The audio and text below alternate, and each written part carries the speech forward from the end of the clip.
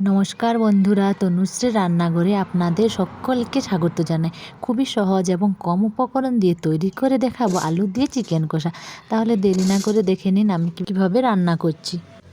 তো প্রথমেই আমি দুটো আলু নিয়ে নিয়েছি, আর এটা হচ্ছে চিকেনটা অল্প মতো নিয়ে নিয়েছি, আর এখানে আদা রসুনের পেস্ট আর জিরেটাকে বেটে নিয়েছি, আর এখানে যে গোটা গরম মশলাটা সেটাও বেটে নিয়েছি। আর এখানে কড়াইটা একটু গরম হতে দিয়ে এখানে মাংসর অনুযায়ী তেল নিয়ে নেবে তোমরা। আমি সেই রকম তেল নিয়ে নিয়েছি। আর হ্যাঁ, বলতে ভুলে গেছি, প্রথমে আমি আলুগুলোকে একটু ভালো করে লাল লাল করে ভেজে নেব। তো আলুতে এখানে আমি নুন আর হলুদ একটু অ্যাড করে দিলাম। দেখতেই পাচ্ছ আমার লাল লাল করে ভাজা হয়ে গেছে। এগুলোকে এবার আমি তুলে রাখবো। খুব সুন্দর লাল লাল হয়ে এসেছে কালারটা। তো এগুলোকে আমি তুলে নিয়েছি এখন। তারপর ওই কড়াইটাতে আর একটু পরিমাণ তেল অ্যাড করে ওই কড়াইটাতে আমি ভালোভাবে পেঁয়াজগুলো দুটো কেটে নিয়েছি। একেবারে কুচি কুচি করে কেটে নিতে হবে কিন্তু। তো পেঁয়াজগুলো কাটা আমার হয়ে গেছে, আর এদিকে আমি পেঁয়াজগুলো তেলে অল্প অল্প করে ভেজে নিচ্ছি হালকা আঁচ দিয়ে।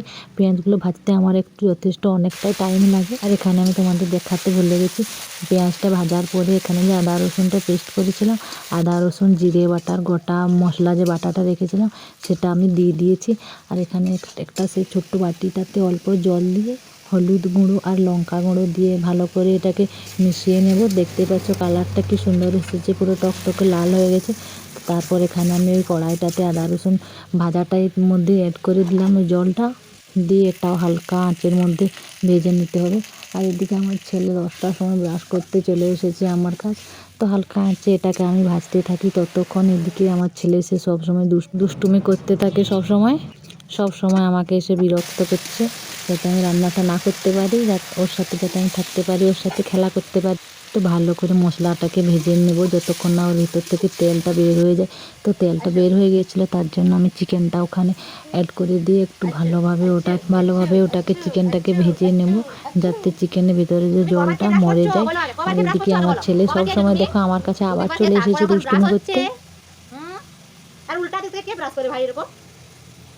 হ্যাঁ, উল্টা দিক থেকে কে ব্রাশ করে আমার ছোট্ট? আর এদিকে চিকেনের জলটাও প্রায় শুকিয়ে এসেছে। এখন যে আমি আলুগুলো ভেজে রেখেছিলাম না, সেই আলুগুলো এর ভিতরে দিয়ে দিব। দিয়ে এটাকে আবার একটু ভালো করে নেড়ে চেড়ে ভালো করে আলুটা চিকেনটা মিশে যাওয়ার পর এখানে যখন একটু লেগে আসবে কড়াটাতে, তখন এখানে জলটা অ্যাড করে দেবো পরিমাণ মতো। তোমরা ঝোল চাইলে বেশি জল দিতে পারো, আর কষা চাইলে অল্প জল দিতে পারো। আর এদিকে তরকারিতে তো আমি জল দিয়ে দিয়েছি, আর আমার ছেলে আমার রান্নাঘরেও জল ঢেলে দিয়েছে। তো এখানে আর একটু পরিমাণ মতো লবণ অ্যাড করে দিয়ে একটু অপেক্ষা করব যতক্ষণ না চিকেনটা হয়ে যায়। দেখতে পাচ্ছ কি সুন্দর ফুটে উঠেছে চিকেনের ঝোলটা। চলো চলো, আমাদের রান্না হয়ে গেল। তো এদিকেই করতে করতে আমাদের রান্না কমপ্লিট হয়ে গেল। তো আজকের আলু দিয়ে চিকেনের ঝোলটা কীরকম হয়েছে সবাই, তো দেখা হচ্ছে নেক্সট ভিডিওতে। বাই।